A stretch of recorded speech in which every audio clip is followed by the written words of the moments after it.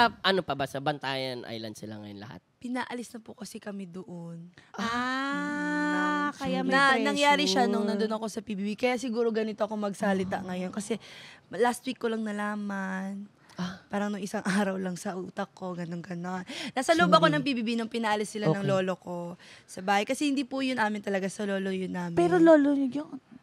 May mga opinion na. Hindi nararapat. By the heart, by the heart, by the heart. Pero Not ngayon, worry, okay po not sila. worry. Okay sila ngayon. Nasa Pulumulok na sila ngayon. Asa nalipat na sila? Nasaan na sila? Yes, sa Pulumulok sa tito ko. Yung isa ko pong lola sa father's side.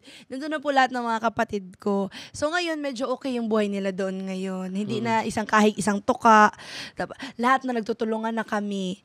Oo. Tapos ngayon, I feel like this is the start po after PBB. Masyado po akong grateful sa PBB. Totoo. Oo. Kaya baka ito na po yun. At ako sa tingin ko, tsaka maging positive ka lang, tsaka wag ka lang masyado maging harsh nga sa sarili. Kailangan happy ka para ma-manifest Blessings. mo lahat ng happiness. Yes. Tsaka mabait ka, pinagpapala ang mababait na ate. Oo. Huwag kang mag-alala.